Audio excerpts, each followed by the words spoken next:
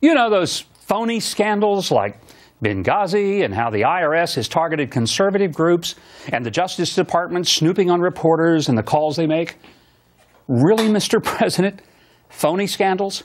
Well, here to discuss with me, Crystal Wright, founder of ConservativeBlackChick.com, and Emily Miller, who is the senior editor for the Washington Times and author of the book, Emily Gets Her Gun, but not in New York.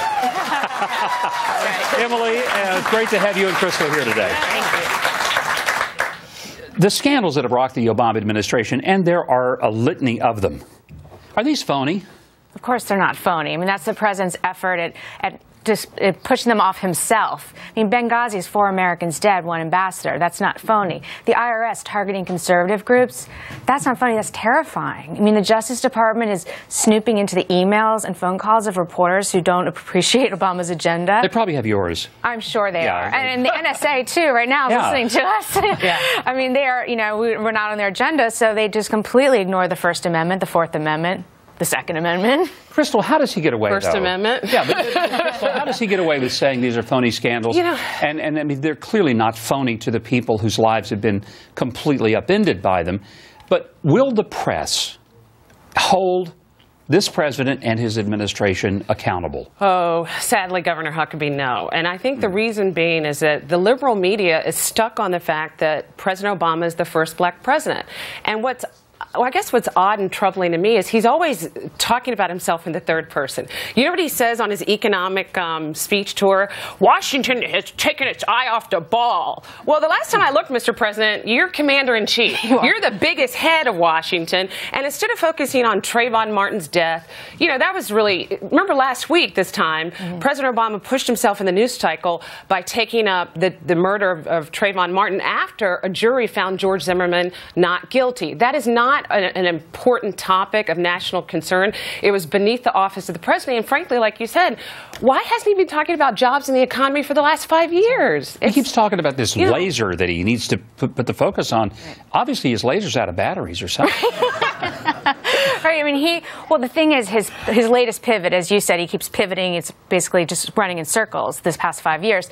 But his latest pivot is because his poll numbers are plummeting. Plummeting. He's lost 9 points since April. And it's all due to the phony scandals, as he calls them. You know, people have Obama fatigue at this point. They're tired of this. Every week it's something else. It's another abuse of power. And so his numbers are falling because he's not. So he's trying to save. The problem, though, is the polls also show that 56% of Americans disapprove of his performance on the economy. Yeah. Go ahead. No, I was going to say I agree with absolutely everything Emily said. It's the poll numbers that are below 50%, like Emily said. And I would argue, really, Mr. President, your presidency is phony. Because, you know, no, seriously, I mean, we joke about this.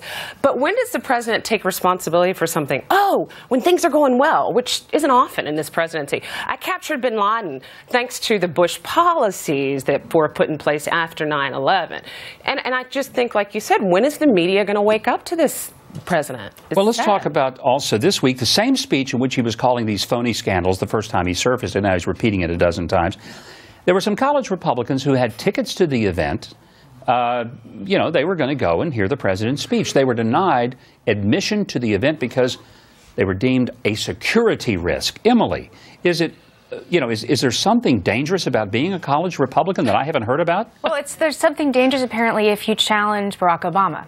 And, you know, it's shocking. I think that is absolutely shocking. All these kids were doing was wearing apparently Republican-esque T-shirts or Tea Party T-shirts, and they were denied entry. And I think there should be, this story's got to be more played. And these kids, I think the only way the president can make it up to them, invite them to the White House and let them talk. Let them have their time with him. I mean, apparently, you know, he disagrees with their right to assemble. He disagrees with their right to free speech. So, you know, where do we draw the line with this? You know, we're just going to only have people allowed around the president who agrees with him? Crystal, you think that's going to happen? This maybe we'll call it a beverage summit of some kind?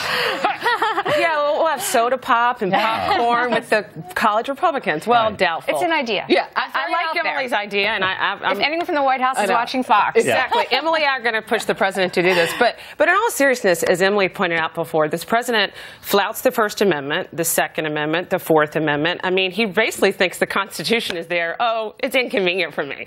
And I think the thing about the college Republicans is, and I remember, I don't know if I was talking about this with Emily before the show, but that I thought the President of the United States of America means he's President of all Americans. And so we all have a right to assemble. We all have a right to hear his audience and his speeches.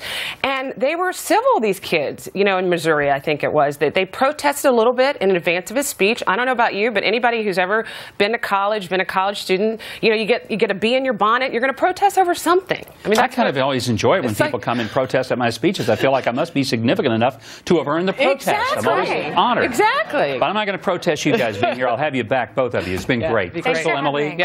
Yep. really great to have you. Yep. Thanks.